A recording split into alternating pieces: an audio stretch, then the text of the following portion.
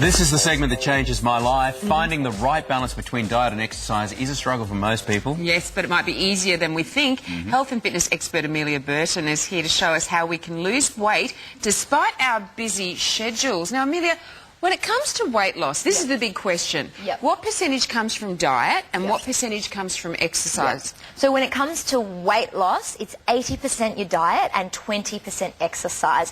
I cannot stress enough the importance of watching what you eat when it comes to weight loss. Oh, they're bad figures because diet is the hard part, I reckon. Yes, it's absolutely so hard, but it is really, really important because what happens is a lot of people go out there, they start an exercise regime and they think that because they're exercising, they can eat whatever they want. And I know you were telling me you had a couple of friends who, you know, basically that happens, they start exercising, but then they're not losing any weight. And a really good example I use is aerobics instructors. If you think some aerobics instructors are exercising for more than 15 hours a week, but they can still be carrying a bit of extra body fat. And that's because they haven't adjusted their diets.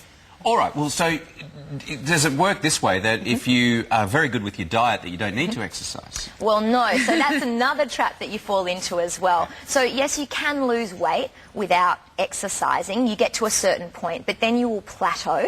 And also you have to remember that skinny doesn't always mean healthy as well. So it's really important to exercise for the health benefits as well. I usually run into the cliff at the bottom of the plateau. I don't ever get up. You know, one thing that really interests me, Sonia and Amelia, is that even if you only do one day of exercise, you suddenly change your attitude to what you're going to eat. But if you know you've been a bit of a slob for the last 3 or 4 weeks, you think, oh, I'll eat what I like, because what does it matter? Well, it is important to get going. Absolutely, it's important to exercise, and that's a really, really good point. In that a lot of people, when they do start exercising, they feel like they can, you know, their head's in the right space as well. But if you can't exercise because maybe you're injured or you're super busy, it doesn't mean that it gives you free rein to fall off the wagon. You can still lose weight if you're unable to exercise. Amelia, what sort of diet plan would you have to follow if you wanted to lose weight?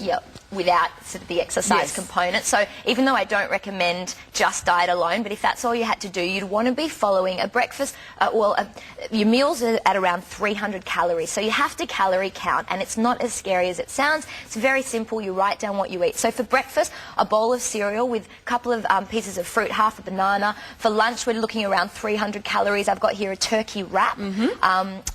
With some salad as well. So finding that meal that's around the 300 calorie mark. For dinner, for example, we've got beautiful steamed chicken breast with some steamed veggies as well. So, and then you've got 300 calories up your sleeve for coffee and snacks and things like that. So it's about learning the energy component of the food that you're eating. Especially this time of year, though, you do tend towards, it must be a natural thing to tend towards the fattier sort of foods. What sort of exercise regime do you need? Yes, okay, so if you do eat a fattier type of diet, then you need to go for a high calorie burning activity. So running, so you're exercising 4 to 5 times per week, but running is the highest calorie burning activity out there. If you can't run, the cross trainer is a fantastic one as well. You know that one on the gym that sort of looks like a ski machine? That one is great. It's just like running. If you can't do either of those, walking up a steep hill as well will burn a lot of calories. Thank you so much for sorting that out for us, Amelia. So tuna salad for you until the Olympics. And now here's Janie with an idea.